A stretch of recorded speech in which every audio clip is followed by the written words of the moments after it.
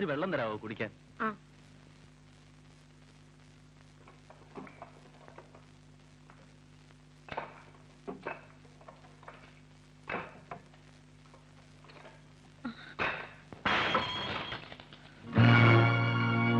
സാവിത്രി,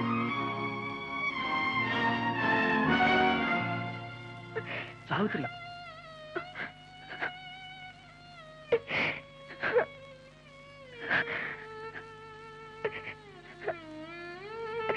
സാവിത്രി, നീ ഇവിടെ? നിന്നെ ഞാൻ എവിടെയെല്ലാം അന്വേഷിച്ചെന്നറിയാം.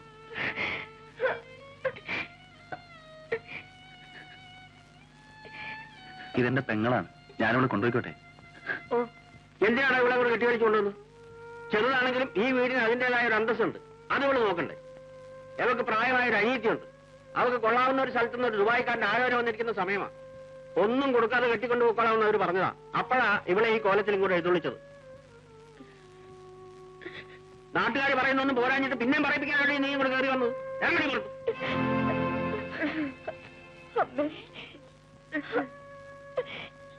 കരയുന്നു? ഇത് അപ്പം ഓർക്കണമായിരുന്നു. ഇവിടെ നിന്റെ കരച്ചിലും പിടിച്ചിലും ആർക്കും കാണണ്ട. ഇറങ്ങി പുറത്ത്. ഇറങ്ങാനാ പറഞ്ഞേ. അവളടിക്കരുത്. പിന്നെ എന്താ ചെയ്യണടാ? മേലാൽ നീ ഇതിനകത്ത് കയറി പോരുത്. വേണ്ടി ഞാനിത് എന്തെല്ലാം കാണണം? കാണോടി. നീ കണ്ടൊന്ന് പോരെ. ഇനി എന്ത് കാണാനാണ് ഇച്ഛ പൊട്ടി? ഇനി നിനക്ക് അച്ഛനുമില്ല അമ്മയില്ല, എല്ലാം ചത്ത് തൊലഞ്ഞു പോയി വിചാരിച്ചു. ഇനി ആ ബന്ധവും സ്വന്തവും പറഞ്ഞ് ഇതിനകത്ത് കയറി പോയി പോയിക്കണം.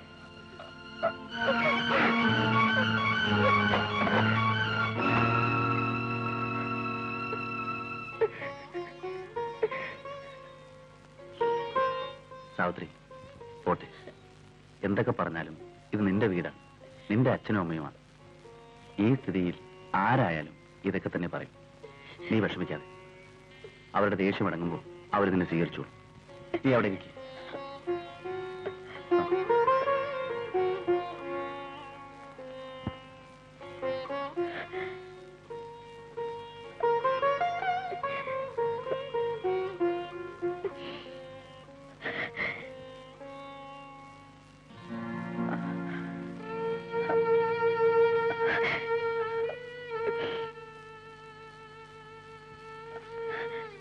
ചേച്ചി, എന്നെ പുറത്താക്കി വാതിലടച്ചതാണ്. എല്ലാവരും എന്നെ ചീത്ത പറയുന്നു. നിനക്കൊന്നും പറയാനില്ലേ? ഞാൻ ഇങ്ങനെ ആയിപ്പോയി. നീയും പറയടി,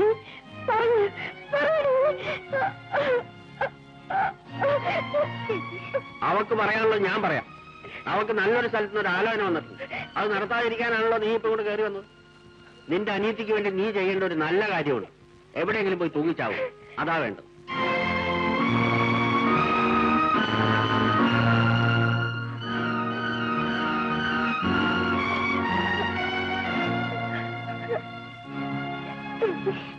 പോരുന്നൂടെ കൂടെ പറഞ്ഞു പാടിയോടെ.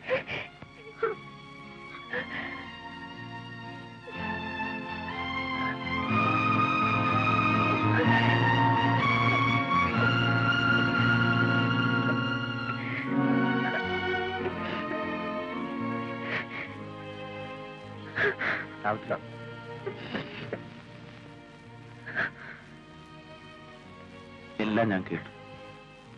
ശിവരാമേട്ട, അച്ഛൻ പറഞ്ഞത് ശരിയാണ്. ആത്മഹത്യ ചെയ്യാനുള്ള ധൈര്യം എനിക്കില്ലല്ലോ. ഉണ്ടായിരുന്നെങ്കിൽ ഞാൻ എന്നെ അത് ചെയ്തേനെ.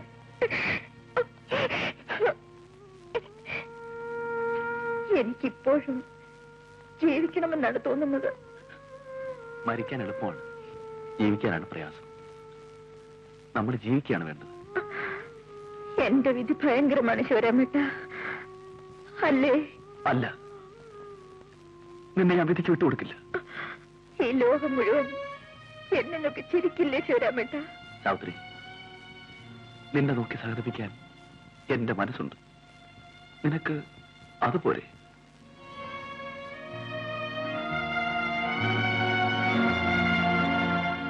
നിന്റെ വീട്ടിൽ നിന്നെ അടിച്ചിറക്കി. നീ എന്റെ പെങ്ങളാണ്. നിനക്കും കുഞ്ഞിനും എന്റെ കൂടെ എന്റെ വീട്ടിൽ താമസിക്കാം. ഈ കൈക്ക് കരുത്തുള്ളിടത്തോളം കാലം നിനക്കും കുഞ്ഞിനും പട്ടിണി കിടക്കേണ്ടി വരില്ലേ സാവിത്രി? ശിവരാമേട്ട, ഞാനിവിടെ താമസിക്കില്ല. ഈ ചുറ്റുപാടുള്ളവർക്കെല്ലാം എന്നെ അറിയാം.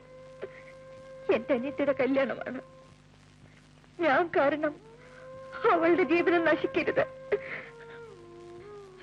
എനിക്ക് എങ്ങോട്ടെങ്കിലും പോണം. എന്നെ അറിയാത്ത ആളുകളുടെ ഇടയിൽ ഞാനും എന്റെ കുഞ്ഞും ജീവിക്കും. അങ്ങനെ തന്നെ ഞാൻ ഒറ്റയ്ക്ക് വിടില്ല. അവിടെ നമുക്ക് ഒരുമിച്ച് ജീവിക്കാം.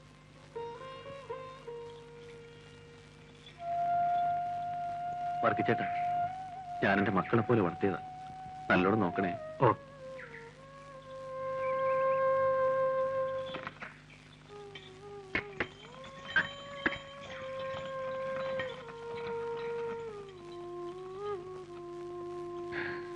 നമ്മുടെ കാളയും വണ്ടിയും വിറ്റു അല്ലേ? ആ, നമുക്ക് അവിടെ ചെന്നിട്ട് വേറെ മേടിക്കാം. വൈകുന്നേരത്തെ വണ്ടിക്ക് പോകണ്ടതല്ലേ? നീ വേഗം പോയി വരുന്നു.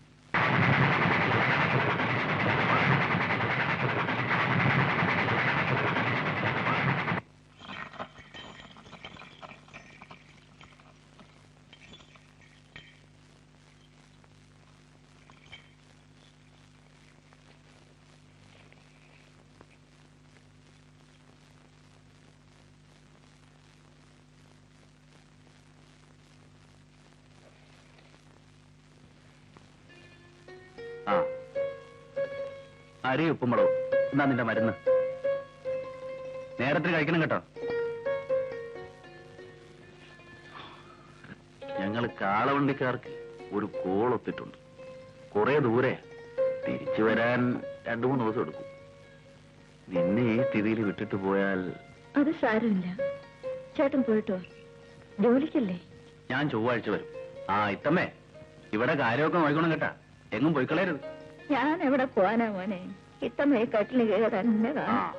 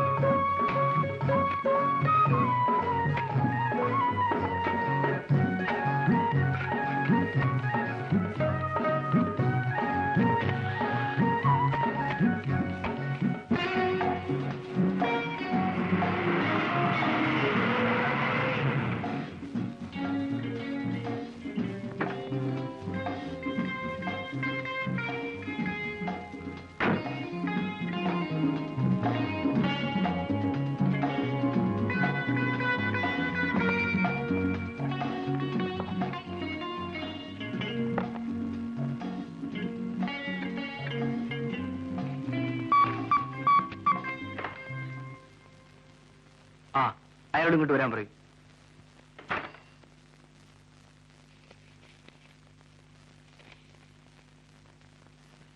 എന്താ ശിവരാമ? ഞങ്ങളുടെ ജോലിയൊക്കെ കഴിഞ്ഞു. ഞങ്ങളിന്ന് പോവുക. ആ ബില്ലൊന്നും തീർത്ത് കിട്ടിയിരുന്നെങ്കിൽ... അത് മാനേജറോട് ചോദിച്ചാൽ മതി. ചോദിച്ചു. അപ്പൊ ഇവിടെ വരാൻ പറഞ്ഞു.